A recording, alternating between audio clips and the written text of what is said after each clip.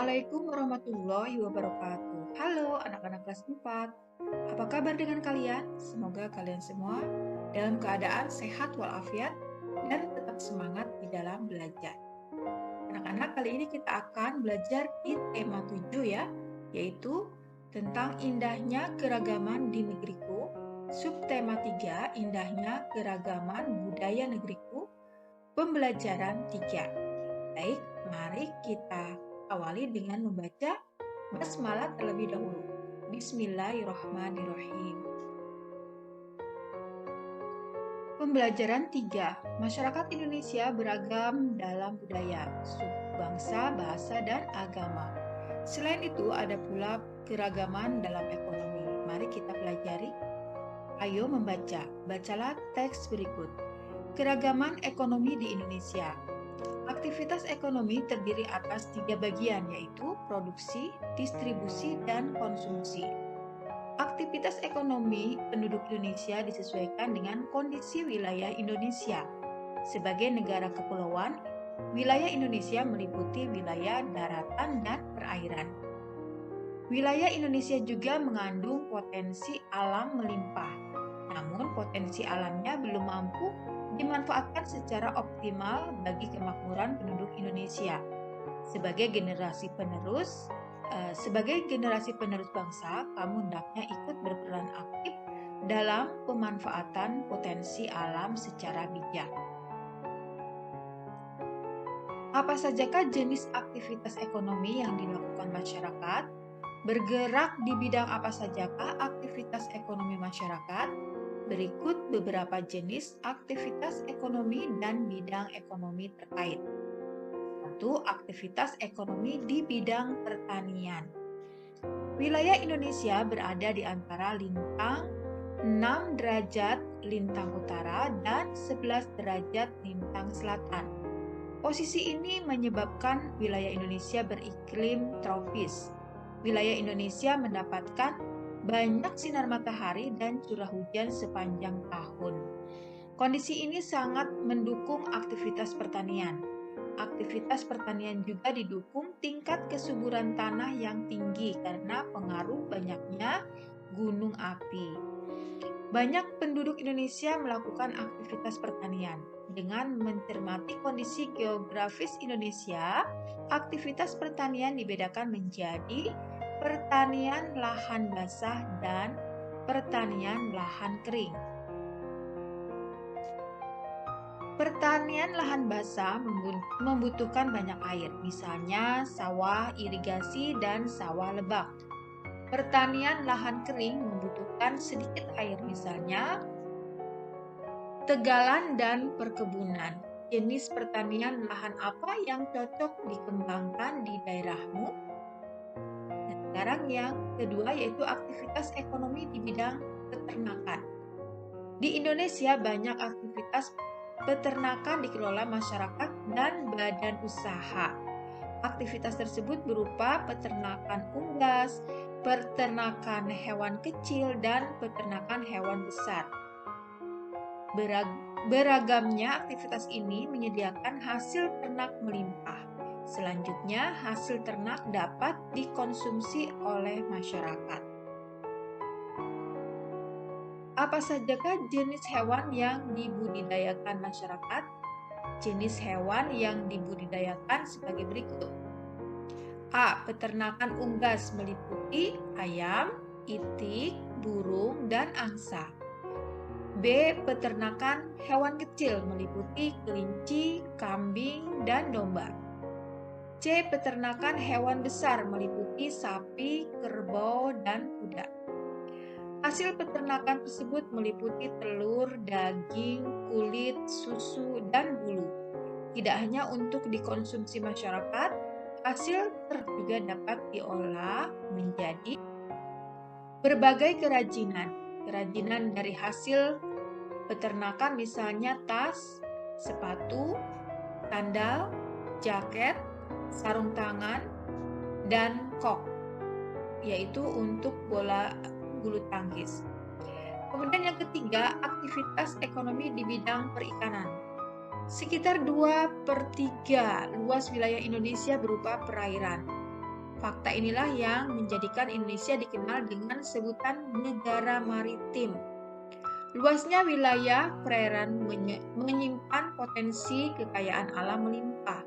Potensi ini dimanfaatkan masyarakat untuk mengembangkan aktivitas perikanan.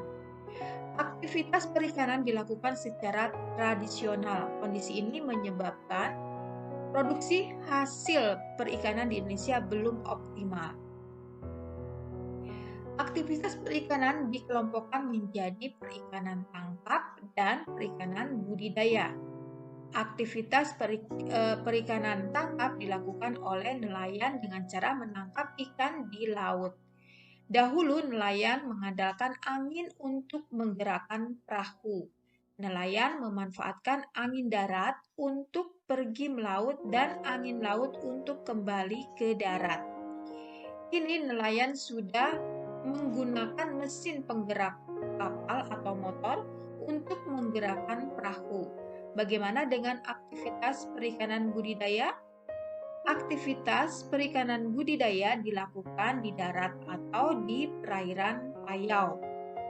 Budidaya ikan di darat dilakukan di kolam, sungai, sawah, minapadi, waduk atau bendungan atau danau. Contohnya budidaya ikan lele, mas, nila, dan mujair. Budidaya ikan di perairan payau dilakukan di tambak di pesisir pantai. Kemudian yang keempat adalah aktivitas ekonomi di bidang kehutanan. Dahulu, hamparan hutan hijau Indonesia pernah dijuluki karpet hijau. Julukan ini karena hutan Indonesia tampak hijau dilihat dari udara. Hijaunya hutan dipengaruhi oleh iklim tropis yang ada di Indonesia. Kawasan hutan Indonesia mengandung keragaman sumber daya hayati. Belum lagi potensi hasil hutan yang terdiri atas hasil hutan kayu dan hasil hutan non-kayu. Misalnya kina, karet, damar, dan sagu. Potensi ini menjadikan Indonesia sebagai negara pengekspor kayu. Bagi Indonesia, hasil ekspor kayu menjadi salah satu sumber pendapatan negara. Nah, sekarang perhatikan gambarnya di sini ada hutan ya. Oke, kita lanjut membacanya. Aktivitas kehutanan juga perlu memperhatikan kelestarian hutan. Mengapa? Lestarinya hutan berdampak terhadap kehidupan manusia dan makhluk hidup yang tinggal di hutan. Kelestarian hutan dapat dijaga dengan cara antara lain melakukan tebang pilih dan melakukan penghijauan atau reboisasi lahan gundul. Hijaunya hutan Indonesia dapat menjadi paru-paru dunia. Tidak hanya memberikan manfaat ekonomis, hutan juga memiliki fungsi lain. Adapun fungsi hutan yaitu sebagai penyimpan cadangan air, cadangan air tanah, penyeimbang iklim serta tempat habitat flora dan fauna. Bahkan kawasan hutan juga dimanfaatkan untuk objek wisata. Karena banyaknya manfaat hutan, kelestarian hutan hendaknya selalu dijaga. Nah, sekarang tugas anak-anak. Dari teks keragaman ekonomi di Indonesia di atas, tuliskan informasi baru yang kamu dapatkan. Tuliskan dalam bentuk peta pikiran. Lakukan tugas ini bersama teman sebangkumu, lalu ceritakan di depan teman-temanmu. Kumpulkan tulisanmu kepada bapak atau ibu guru. Di antara kamu dan teman-teman sekelasmu mungkin ada yang keluarganya memiliki aktivitas ekonomi yang sama. Namun mungkin pula aktivitas ekonomi keluarga kalian berbeda-beda. Keragaman itu jangan menjadi halangan untuk tetap menjaga persatuan dan kesatuan. Justru dengan perbedaan aktivitas ekonomi dalam masyarakat, maka semua kebutuhan ekonomi kita dapat terpenuhi. Nah, inilah peta pikiran dari teks tentang aktivitas ekonomi di Indonesia ya.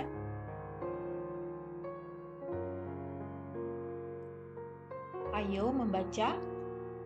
Arti penting memahami keragaman dalam masyarakat Indonesia. Keragaman masyarakat Indonesia hendaknya kita pahami bersama sebagai kelebihan bangsa Indonesia yang bisa memperkaya khasanah budaya nasional. Kita harus bisa menerima keragaman dalam masyarakat dengan bijaksana.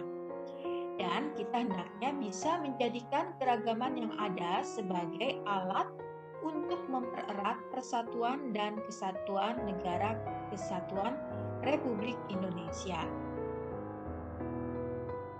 Kurang memahami keragaman dalam masyarakat Indonesia dapat menimbulkan dampak negatif bagi negara kesatuan Republik Indonesia. Beberapa dampak negatif tidak adanya pemahaman atas keragaman dalam masyarakat Indonesia adalah sebagai berikut. Ya, terjadinya konflik, baik konflik ras, konflik antar suku maupun konflik antar agama. 2. Perpecahan atau disintegrasi bangsa.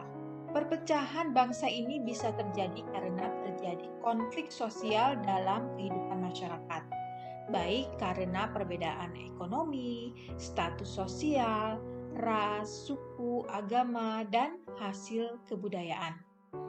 Kemudian yang ketiga, memandang masyarakat dan kebudayaan sendiri lebih baik serta merendahkan masyarakat dan kebudayaan lain. Sikap ini dapat mendorong terjadinya konflik antar kelompok.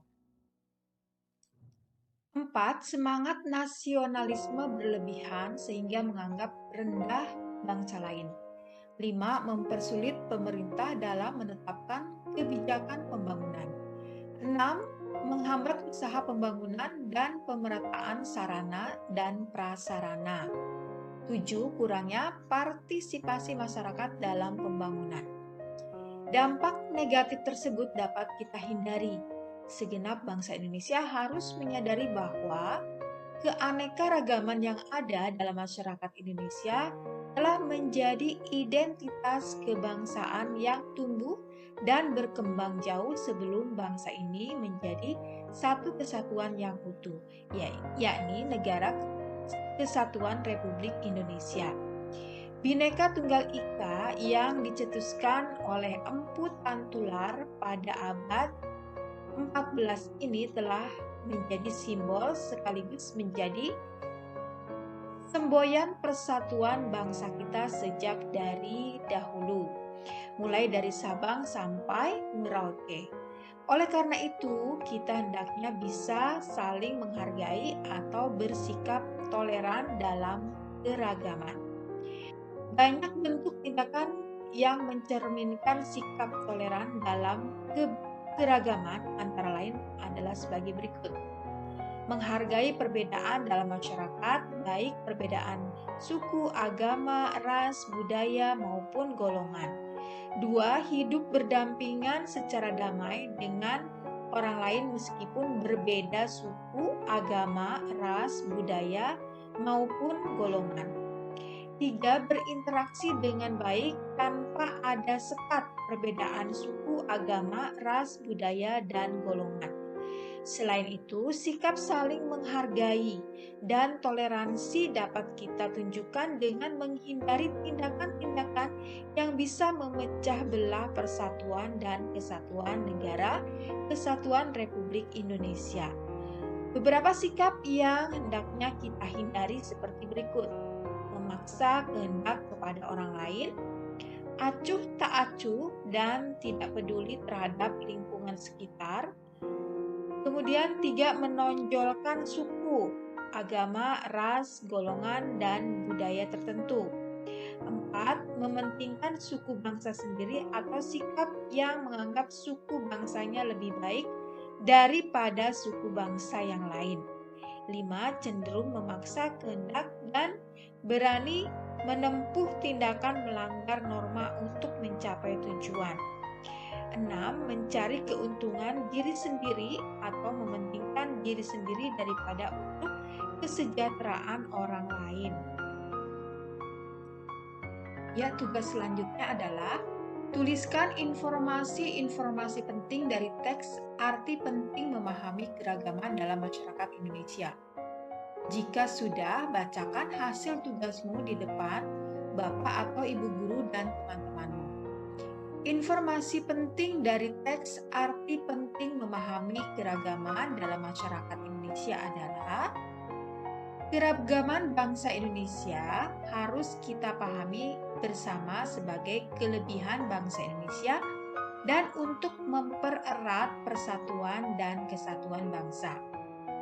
Kurang memahami keragaman dalam masyarakat Indonesia dapat menimbulkan dampak negatif, yaitu menimbulkan konflik di masyarakat.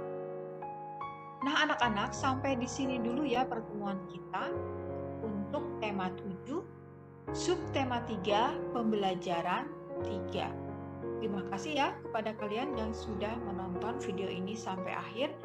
Semoga bermanfaat dan dapat membantu kalian di dalam menyelesaikan atau mengerjakan tugas-tugas dari sekolah. Marilah kita akhiri dengan membaca hamdalah bersama-sama. Alhamdulillahirabbil alamin. Wassalamualaikum warahmatullahi wabarakatuh. Sampai jumpa lagi di video berikutnya.